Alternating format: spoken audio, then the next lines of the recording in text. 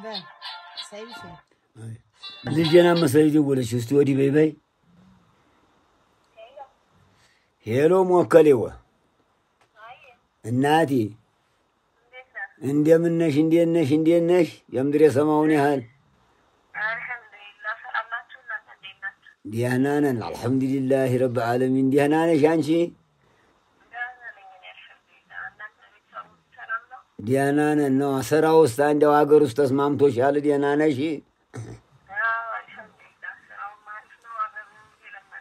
እሰይ ደህና ናችሁ ታዲያ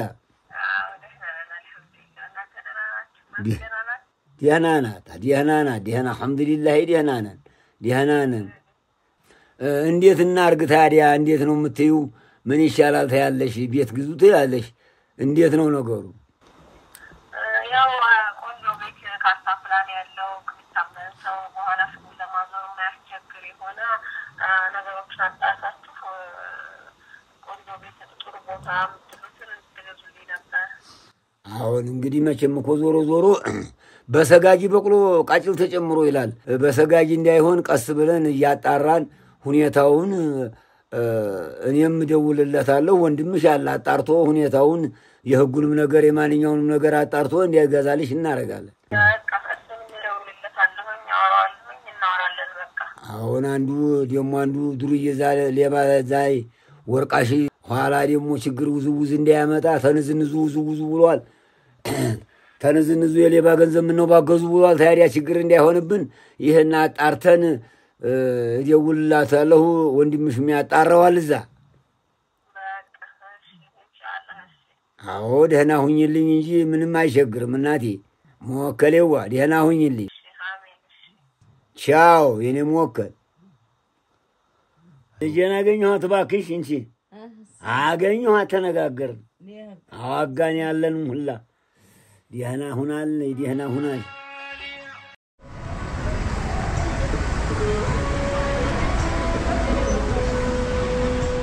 የተወደዳችሁ ተመልካቾቼ እንግዲህ ቀደም ሲል አባቴን እንደሰማችሁት አንድ ሰው አንድ ቤት ከመግዛቱ በፊት ማጣራት የሚገባው በርካታ ጉዳዮች አሉ አይዬ ጉዳዩን አጣራ ባለ መሰረት ከአንድ እንግዳ ጋር ቆይታ አደርጋለሁ ማለት ነው አንድ ሰው ቤት ለመግዛት ሲያስብ ሊያጣራቸው የሚገቡ ጉዳዮች ምንድናቸው የሚለውን ከአንድ እንግዳ ጋር በማደርገው ቆይታ ምላሽ አገኛለሁ ሌሎቻችሁም ከዚህ ጋር በተገናኘ ጥያቄ ያላችሁ ቤተሰቦቻችን ሁሉ ፕሮግራሙን በአግባቡ እንድትከታተሉ ጋብዛለሁ በቀጥታ ወደዛው እናመራለን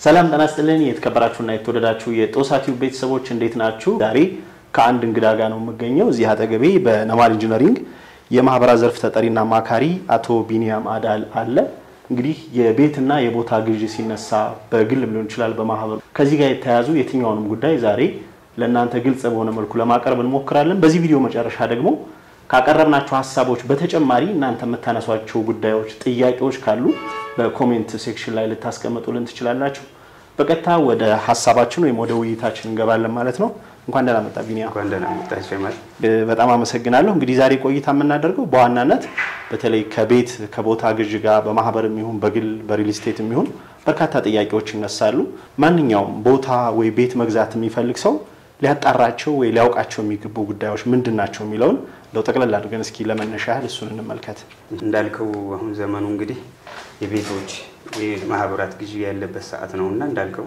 ብዙ ነገሮች ትኩረት አድርገን የምናይበት ሰዓት ነው ቤት ለመግዛት በመጀመሪያ ብዙ ነገሮች ቢኖሩትም እንደ አብነት በመሰረታዊነት ማየት የሚገባን 5 ነጥቦች ይኖራሉ እንደመጀመሪያ ያክል ቦታው የተገዛበት አግባብ ይሄንን ቦታው የተገዛበት አግባብ ስንል የተገዛው በሊዝ ነው በግዢ ነው ወይስ ደግሞ በስምሪት ነው የሚሉትን ነገሮች ማወቅ ያስፈልገናል ይሄ ቦታው የተገዛበት አግባብ ማወቅ ወደ በኋላ ላይ የምናየዋለን በመሰረታዊነት አስፈላጊ ነገር ሁለተኛ ነጥብ አድርገን የምንይዘው ደግሞ የገዛነው ቤት የምንገዛው ቤት ህጋዊ ሰነዶች አሉት ወይ ብለን ማጣራት ያስፈልገናል ይሄን ትኩረት አድርገን ማወቅ ያስፈልጋል ምክንያቱም ህጋዊ የሆኑ ሰነዶች ከሌሉት ይሄን ነገር ለማድረግ ማሰብ ስላለብን ማለት ነው ህጋዊ ሰነዶች ስንል ምን ለማለት ነው ካርታና ፕላን አለው ወይ ካርታና ፕላን መኖሩ ብቻ ሳይሆን የተገኘበትስ አግባብ ምንድነው የሚሉትን ማየት ያስፈልገናል።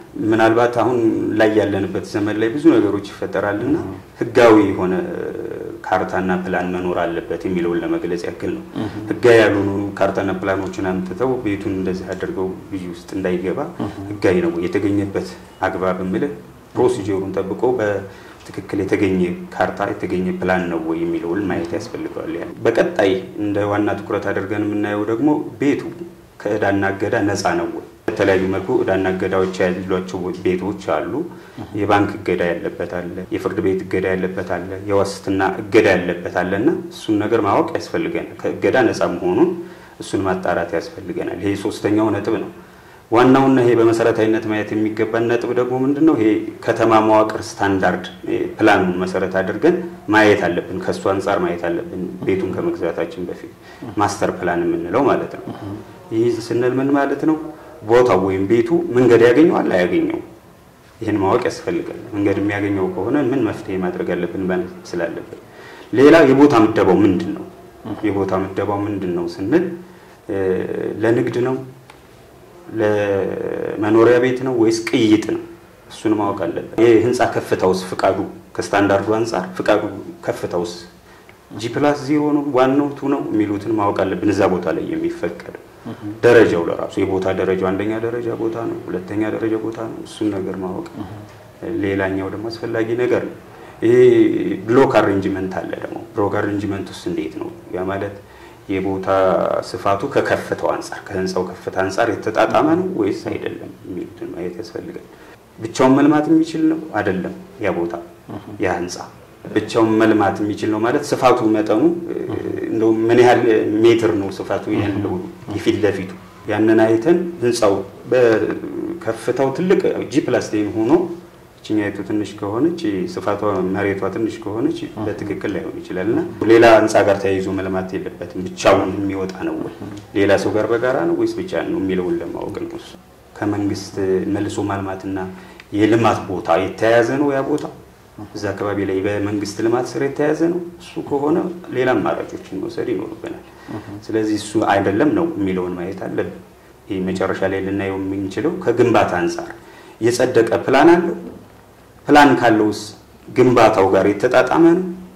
እሱን ማየት አለብን። ካልተጣጣመስ የሚከለስ ከሆነ ይጸድቃል የሚሉትን አይተን ወደ ግዢ መሄድ ይኖርብናል። መቼም ዘለን የምንገባበት ነገር ስላልሆነ ብዙ ነገር የሚጠይቅ ብዙ ሀብት የሚያወጣ ነገር ስለሆነ እነዚህን በመሰረታዊነት ማየትና ሌሎችንም ተጨማሪ ነገሮች ደግሞ እንዲሁ ያማከሩ ማወቅ ያስፈልጋል ይላል ጀማል። የማህበር ቦታ ነሳን ሰው መግዛት ቢፈልግ ምን አይነት ጉዳዮችን ነው ማጣራት ያለበት? እሱን ደግሞ እናንሳ እስኪ። ቅድም ቤት ላይ ያነሳናቸው ነጥቦች እንዳሉ ነው ለዚህም ለማህበሩ የሚመጥበት እንዳለ ሆኖ አንዳንድ ተጨማሪ ነገሮችን ለማድረግ አጣርተን የምናያቸው ጉዳዮች ያስፈልጋሉ። አንድ ሰው የማህበር ቦታ ለመግዛት ሲያስብ የመጀመሪያውና ዋናው ይሄ ህጋዊ ዕውቅና ፍቃድ የተሰጠው ነው ወይ ይሄ ማህበር? ምክንያቱም አንድ ማህበር ለመባል ህጋዊ ባክግራውንድ ያስፈልጋል። በትክክል በመንግስት ተቀባይነት ያገኘ ማህበር ይሁንታ ያገኘ መሆን ስላለበት ያ ማህበር ነው ወይ በትክክል የተፈቀደልን ነው ወይ ብለን ማጣራት ያስፈልጋል። ይሄ ህጋዊ ወይ ዕውቅና የሚሰጠው ደግሞ ከሚመለከተው አካል ነው። ይሄ ማለት ግንባታው በሚካሄድበት ኤሪያ አካባቢ ላይ ከሚገኘው ቀበሌ ንግድና ኢንዱስትሪ ላይ ሄደን አጣርተን ፍቃድ የተሰጠው ነው አይደለም የሚለውን ማየት ያስፈልገናል። ያ ማህበር ተጨማሪ ደግሞ ያሟላው ዶክመንት ትክክል ነው ወይ የሚለውን ማየት አለብን። የመተዳደሪያ ደንብ አለው፣ የመመስረቻ ጽሁፍ አለው። እሱን ሁሉ ማየት ያስፈልጋል። ዝም ብሎ ማህበር ነው ብሎ መሯሯጥ ስለሌለብን እሱ ያለው መሆኑን ካጣራም በኋላ ነው ወደ ግዢ ለመሄድ አንድ እንደመጀመሪያ መንገድ የምንወስደው። ይህ ከሆነ ሁለተኛው ነገር ምንድነው? ያ ማህበር ቦታ ገዝቷል። ቦታ ከገዛ የገዛበት አግባብ እንዴት ነው? ይህ ማለት ምን ማለት ነው? በግዢ ነው በሊዝ ነው? በሊዝ ከሆነ እዛ ማህበር ውስጥ የሚገባ አንድ ሰው በቀጣይ የሚከፍለው ክፍያ ያለበት ማለት ነው። አላለቀም። ለዛ ቦታ የሚከፍለው ነገር አለ ማለት በሊዝ ነው በምሪት ነው የሚሉትን አግባብ ማወቅ ያስፈልጋል። ቦታው ከመገዛቱ በኋላ በማህበሩ ስም የተሰየመ መሆኑንም ማወቅ አለ። በማህበሩ ስም ነው የተገዛው አይደለም። ቀጣዩ ተግባር የሚሆነው ምንድነው? የማህበር አባላት ብዛት ምን ያህል ነው? ያ ማህበር ብዛቱ ያሉት የማህበር አባላት ብዛት ስንት ናቸው? የሚከፈለው ክፍያ ምን ያህል ነው፣ በምን ያህል ኢንተርቫል ብለን እሱንም ማጣራት ያስፈልገናል። እንዳልኩ ደግሞ የቦታ አገልግሎት ምደባውን ማወቅ ያስፈልጋል። ቀጣዩ ተግባር የቦታ አገልግሎት ምደባ ማለት ለንግድ ነው፣ ለመኖሪያ ቤት ነው ወይስ ቅይጥ ነው? ለንግድ ያሰብነው ቦታ ለንግድ መሄድ አለብን፣ ለመኖሪያ ቤት ያሰብንበት ቦታ ወደ መኖሪያ ቤት መሄድ ስላለብን ማለት ነው። የማህበሩ አባላት የሚያገኙት ጥቅማ ጥቅምስ? ይሄ ደግሞ ቀጣይ ተግባር ነው። የሚያገኙት ጥቅማ ጥቅሞች ምን ምን ናቸው? ለምሳሌ አፓርትመንት ከሆነ ባለ ስንት መኝታ ቤት፣ ምን ያህል ካሬ ስፋት፣ ስንት በቁጥር እሱ ለራሱ ተለይቶ መያዝ ያለበት ነው። ምን ያህል ነው የሚለውን ማብራራት አለ። ሱቅ ከሆነ ስንት ካሬ ስፋት ያለው፣ ምን ያህል ቁጥር ብዛት ያለው እሱን ሁሉ ማያያዝ አለበት። ሎኬሽን ራሱ ግንባታው የሚፈጸምበት አካባቢ መታወቅ አለበት። ምክንያቱም ይህንን ስናነሳ የሚገነባበት ቦታ ላይ ያሉት ኢንፍራስትራክቸሮች ወይም መሰረተ ልማቶች የተሟሉ ናቸው ወይ? ትምህርት ቤት አለው እዛ አካባቢ ላይ፣ ጤና ኬላዎች አሉት፣ የንግድ ተቋማት እዛ አካባቢ ላይ አለ። እሱን ሁሉ ማየት ስለሚገባ ማለት ነው። ሌላኛው ነገር ምንድነው? ይሄ ማህበር ከመዋጮ ውጭ የገቢ ማስገኛ ለማግኘት እየጣረ ነው ወይ? ለምሳሌ ብሎኬት እያመረተ ለሌሎችም ግንባታዎች ይሰጣል፣ ለራሱም ሊያውለው ይችላል። ጠጠሮች ምናምን ያመርታሉ፣ ለሌሎችም ይሰጣል፣ ለራሱም ያደርጋል። ስለዚህ ያንን መዋጮ ላይ ያለውን ቢያንስ ከኪስ የሚወጣው የተወሰነ መልኩ ይቀንሳል። በዛውም ደግሞ ጥሩ ነገር ከፈጠረ ለሌላም ደረጃ የሚደርስበት የገቢ ምንጭ ያስገኛል። እነዚህ እንደ መሰረታዊነት መታየት ያለባቸው በትኩረት መቃኘት ያለባቸው ነገሮች ናቸው። ሌሎችም ጉዳዮች እንዳሉ ነው። በጣም ጥሩ ከልብ አመሰግናለሁ። እንግዲህ በደንብ ጉዳዮችን በዝርዝር እያነሳን ነው። ሌላው የሚነሳው ጉዳይ የማህበር ቦታ ይኖራል፣ ከዛ ባሻገር ደግሞ ሪል ስቴት ይኖራልና ሁለቱም የራሳቸውን አዎንታዊ ጎን ይኖራቸዋል። ከሚፈልገው ከግለሰቡ ሁኔታም አንፃር የትኛውን ልምረጥ ለማለት ቅድሚያ ማወቅ የሚገባ ጉዳዮች አሉ ያስባለሁና በማህበር ቦታና በሪል ስቴት መካከል ያለው ልዩነት እንደው ምንድነው በመሰረታዊነት? በጣም ጥሩ።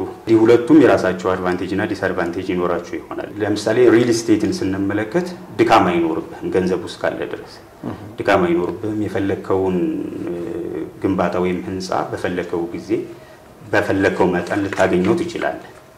ነገር ግን ይህንን ስታደርግ ይሄ የሪል ስቴት ድርጅት አትራፊ እስከመሆኑ መጠን የሚያስከፍል ክፍያ ለግንባታው ብቻ ሳይሆን የትርፉንም ነው። ከግንባታው ባለፈ የትርፍ ክፍያ ይጠይቃል።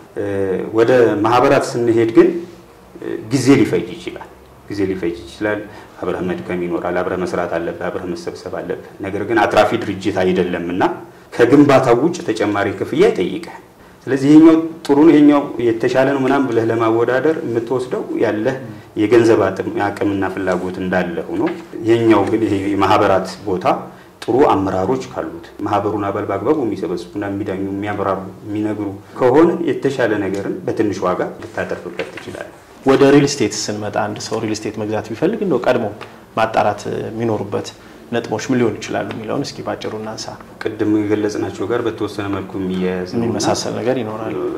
እንደው ትኩረት አድርገን ግን ልናየው የሚገባው ምንድናቸው የሚለውን ለማየት ያክል መጀመሪያ የሪል ስቴት ፍቃድ አለው ወይ ሌጋል ነው ወይ የሚለውን ነገር ማየት አለብን። እየገነባ ያለው በስሙ ነው በራሱ ነው የሚለውን ማየት አለብን። ደግሞ ቀጣይ ተግባር ይሄ ማለት አንዳንዴ በሌሎች ስሞች ላይ ሆኖ ግንባታው ደግሞ በሌላ ስም እንዳይካሄድ ለማወቅ ማለት ነው።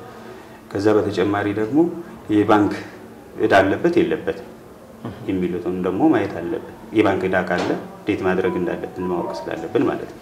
እነዚህ በመሰረቱ የሚያስፈልጉ ነገሮች ናቸው። እሺ እንግዲህ ይሄን ካየን አሁን ሶስቱን የተለያዩ ጉዳዮች ነጥለን ለማየት ሞክረናል።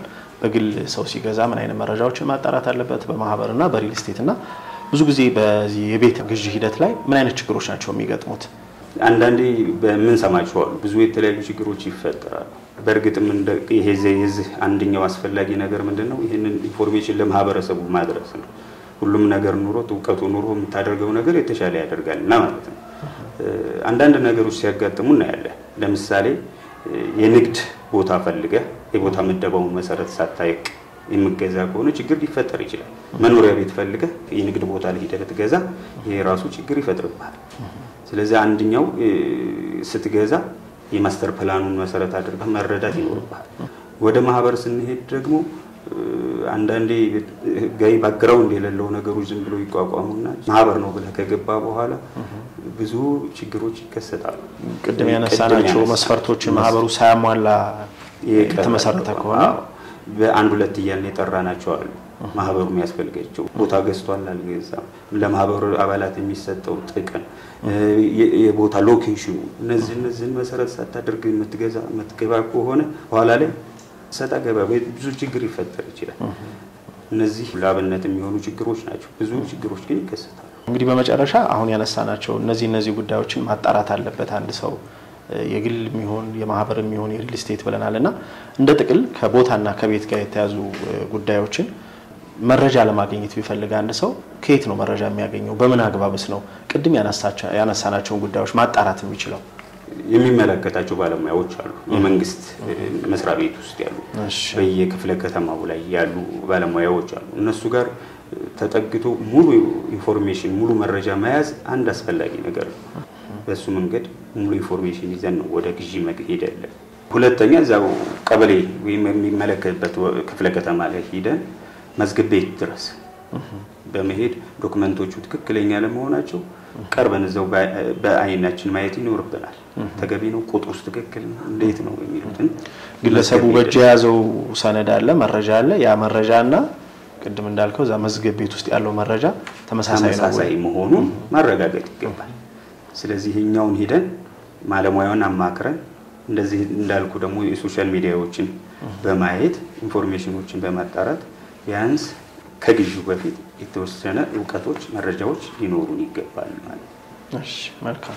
የተከበራችሁና የተወደዳችሁ ተመልካቾቻችን እንግዲህ በዛሬ ቆይታችን በነማል ኢንጂነሪንግ የማህበራት ዘርፍ ተጠሪና አማካሪ ከሆኑት ከአቶ ቢኒያም አዳል ጋር የነበረን ቆይታ እስካሁን የተከታተላችሁትን ይመስል ነበር። እንግዲህ በቆይታችን በግልም ይሁን በማህበር እንዲሁም በሪል ስቴት ደረጃ አንድ ሰው ቤት መግዛት ቢፈልግ ምን አይነት ጉዳዮችን ምን አይነት መረጃዎችን በምን አግባብ ሊያጣራ ይገባል የሚለው ለማየት ሞክረናል። እንግዲህ ፕሮግራማችን በዚህ ብቻ አይወሰንም። በቀጣይም ከዚህ ጋር የተያዙ የትኛውን ጉዳይ እናንተ ልታነሷቸው የምትፈልጓቸው ልጠይቋቸው የምትፈልጓቸው ጥያቄዎች ካሏችሁ በኮሜንት ሳጥናችን ላይ አስቀምጡልን። በቀጣይ ደግሞ እንደዚሁ በተከታታይ ከዚህ ርዕሰ ጉዳይ ጋር በተገናኘ የግንዛቤ ማስጨበጫ ፕሮግራሞችን የምንሰራ ይሆናል። ለዛሬው አብራችሁን ስለነበራችሁ ከልብ እናመሰግናለን።